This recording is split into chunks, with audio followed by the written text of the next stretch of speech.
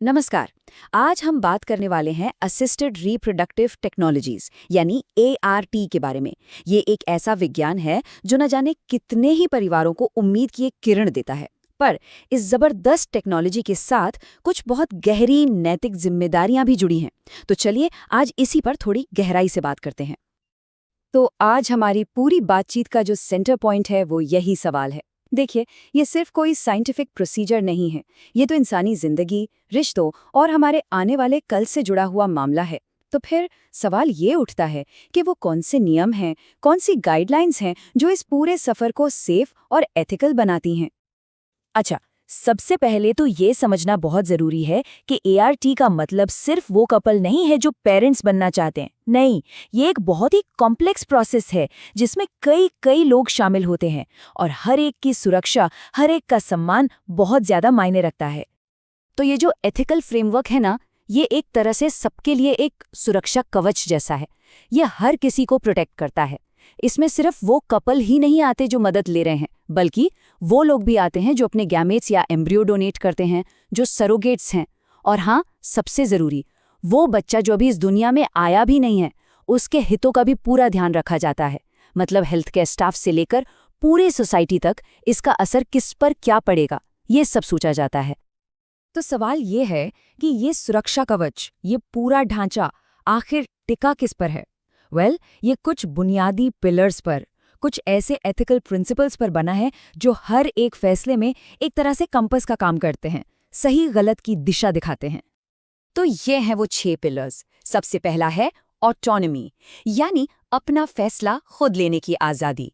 फिर आता है भलाई और आहानि, मतलब फायदा ज्यादा से ज्यादा हो और नुकसान कम से कम।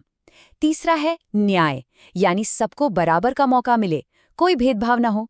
चौथा और बहुत जरूरी, बच्चे का कल्याण, जो हमेशा सबसे ऊपर रहना चाहिए। पांचवा है प्राइवेसी, मतलब पर्सनल जानकारी पूरी तरह से सेफ रहे। और आखिर में छठा पिलर है अकाउंटेबिलिटी, यानी पूरी प्रोसेस ट्रांसपेरेंट और सेफ हो।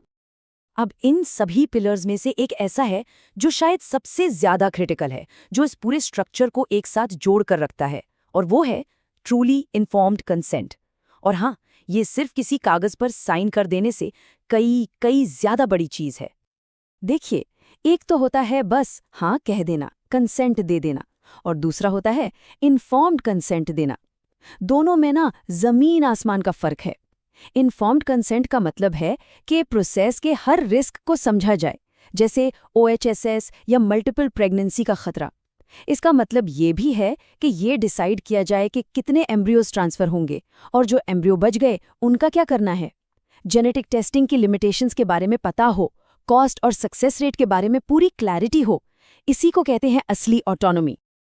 चलिए, अब एक कदम और आगे बढ़ते हैं और बात करते हैं उस सिचुएशन की जब इस प्रोसेस में कोई तीसरा इंसान शामिल हो, जैसे कि कोई डोनर या सरोगेट। यहाँ पर ये एथिकल प्रिंसिपल्स और भी ज्यादा जरूरी हो जाते हैं ताकि विश्वास की डोर मजबूत बनी रहे। डोनर्स के लिए बहुत ही कड़े नियम बनाए गए हैं। पहली बात, उनका ये फैसला पूरी तरह से वॉलंटरी होना चाहिए, बिना किसी दबाव के। उनकी पूरी मेडिकल और जेनेटिक स्क्रीनिंग की जाती है, ये जरूरी है। एक डोनर से कितने बच्चे हो सकते हैं, इस पर भी एक सख्त लिमिट है, ताकि आगे चलकर कोई परेशानी ना हो। और एक बहुत जरूरी बात, उन्हें जो भी मुआवजा मिलता है वो सिर्फ उनके आने जाने, समय और प्रोसेस के खर्चों के लिए होता है, गैमीट्स को बेचने के लिए नहीं। और ये बात इस पूरे एथिकल फ्रेमवर्क की नींव है। गेमीट्स या एम्ब्रियो का कोई कमर्शलाइजेशन नहीं होगा। साफ शब्दों में कहें तो इंसानी प्रजनन से जुड़ी किसी भी चीज को खरीदा या बेचा नहीं जा सकता। ये वो लक्ष्मण रेखा है जो इंसानियत को एक बाजार बनने से रोकती है। ठीक इसी तरह सरोगेट के अधिकारों की सुरक्षा सबसे ऊपर है। उनके लिए भी हेल्थ और एज को लेकर सख्त क्राइटेरिया हैं। एक प्रॉपर लीगल अग्रीमेंट होता है जिसमें हर छोटी बड़ी बात साफ लिखी होती है। उनके सारे मेडिकल खर्चे पूरी तरह कवर किए जाते हैं। और सबसे अहम बात, प्रेगनेंसी के दौरान अपनी बॉडी से जुड़े मेडिकल फैसलों पर सरोगेट का पूरा अधिकार होता है। उन्हें किसी भी तरह के शोषण से बचाना सबसे बड़ी प्राथमिकता है। अब हम अपनी इस बातचीत के आखिरी हिस्से की तरफ बढ़ते हैं, जो भविष्य को देखता है।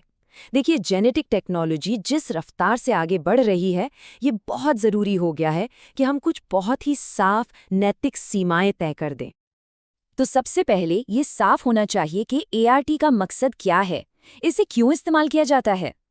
तो इसका पहला और सबसे ज़रूरी मकसद है इनफर्टिलिटी का इलाज करना, और दूसरा है गंभीर जेनेटिक बीमारियों को अगली पीढ़ी तक जाने से रोकना।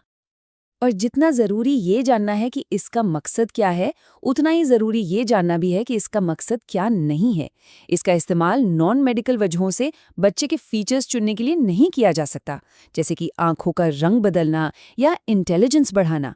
ये वो साफ लाइन है जो डिज़ाइनर बेबी वाली सोच को रोकने के लिए खींची गई है। साइंस में कुछ हदें बहुत सोच समझकर तय की गई हैं, और ये 14 दिन का नियम उन्हीं में से एक है।